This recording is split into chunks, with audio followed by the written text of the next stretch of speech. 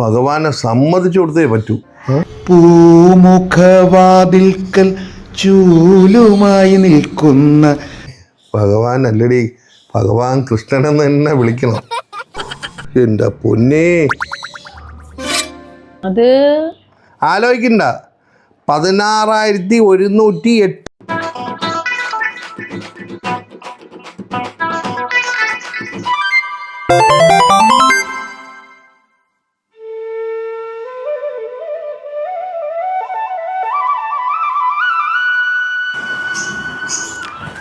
എൻ്റെ പൊന്ന് കൃഷ്ണ, ഇതെങ്ങനെ നീ ഇത് അഡ്ജസ്റ്റ് ചെയ്ത് പോണത്? ഓ, സംഭവം തന്നെ കേട്ടോ. ഓ, എൻ്റെ പൊന്നേ.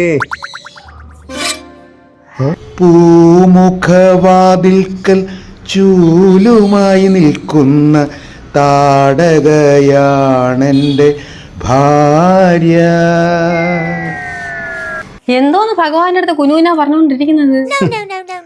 എൻ്റെ പൊന്നേ, ഭഗവാൻ അല്ലടി, ഭഗവാൻ കൃഷ്ണനെന്ന് തന്നെ വിളിക്കണം.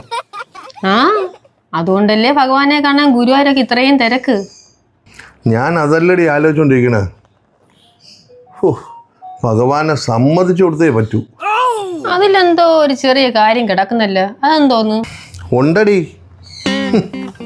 ഭഗവാൻ എത്ര ഭാര്യമാരുണ്ടെന്ന് നിനക്കറിയാമോ? അത് ആലോചിക്കണ്ട. 16,108 ഭാര്യമാരുണ്ട്. അത് പിന്നെ ഭഗവാനല്ലേ?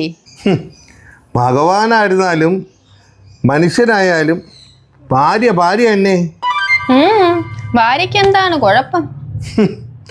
കുഴപ്പമോ? നിന്നെ ഒരുത്തിയെ നോക്കാനേ എന്നെ കൊണ്ട് പറ്റണില്ല.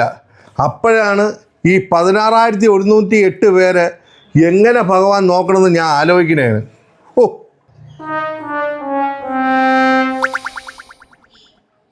എങ്ങനെയുണ്ട് ഭാര്യ?